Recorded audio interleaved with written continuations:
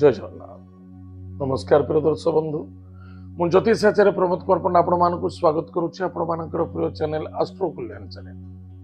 प्रिय दर्शक बंधु, जो व्यक्ति मन चैनल को देखुंते सब्सक्राइब करना सब्सक्राइब करूँ, लाइक करूँ, अधिक अधिक शेयर करूँ।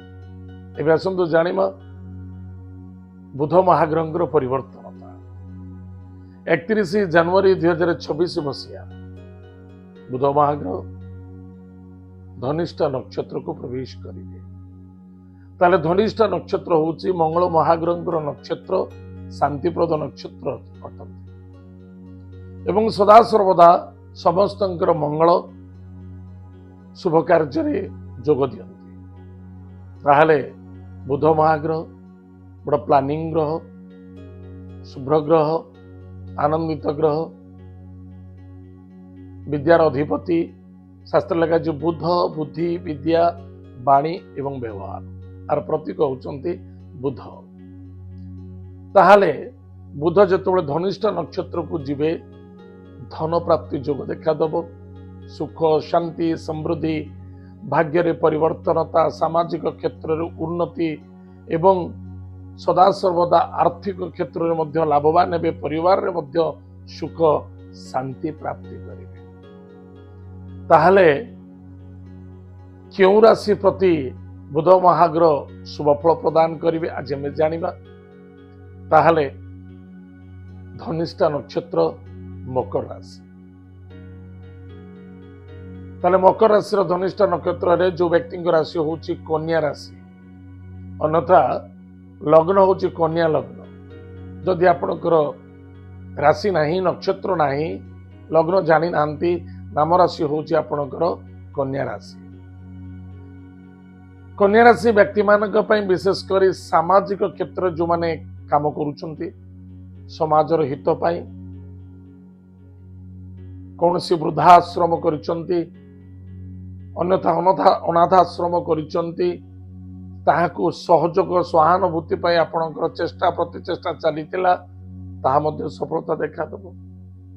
जो व्यक्ति माने हॉस्पिटल खोलिचंती सेवायत अनुसार सेमानकर मध्य किछि सुधार आसीबो, मनर कामना पूर्ति देखा दबो।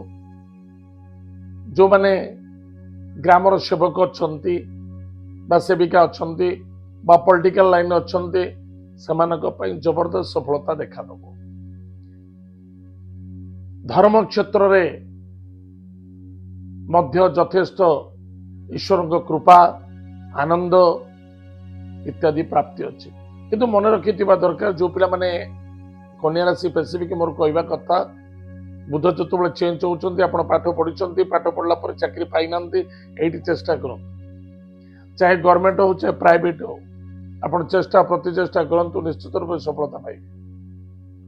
जो पिला माने किसी पाठ पढ़ुचंती, जे पाठ पढ़िबा पई संदेहता थिला, निश्चित रूप से किसी स्थान परिवर्तन करिवार थिला, डिसीजन नहीं पारंती।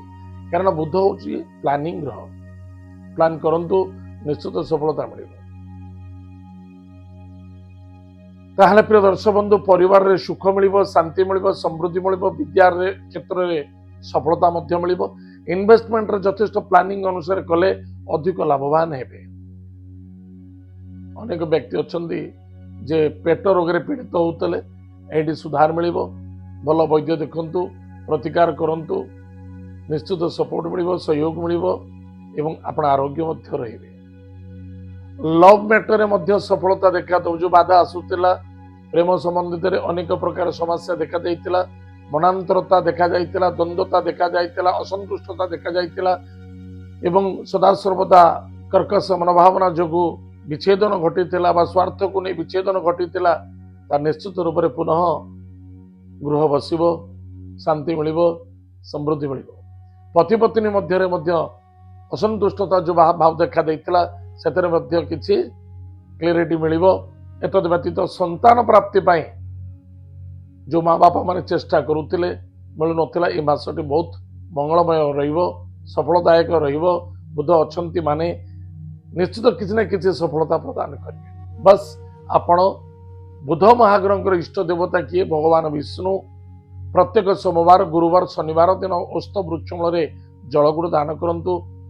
ओम नमो भगवते वासुदेवाय। ଏହି ମନ୍ତ୍ରକୁ ଜପ କରନ୍ତୁ, ନିଶ୍ଚିତ ରୂପରେ ଆପଣଙ୍କର ମଙ୍ଗଳ ହେବ, ସଫଳତା ଦେଖାଦେବ। ପ୍ରିୟ ଦର୍ଶକ ବନ୍ଧୁ, ଏତ ଥିଲା କନ୍ୟା ରାଶି ବ୍ୟକ୍ତିମାନଙ୍କ ପାଇଁ ବୁଧ ଚଳନ ଫଳାଫଳ। ଆଜି ତ ସମୟ ଯାଇଛି, କାର୍ଯ୍ୟକ୍ରମକୁ ଆମେ ଏଇଠି ରଖୁଛୁ। ପୁଣି ଦେଖା ଆଗାମୀ। ଜୟ ଜଗନ୍ନାଥ, ନମସ୍କାର।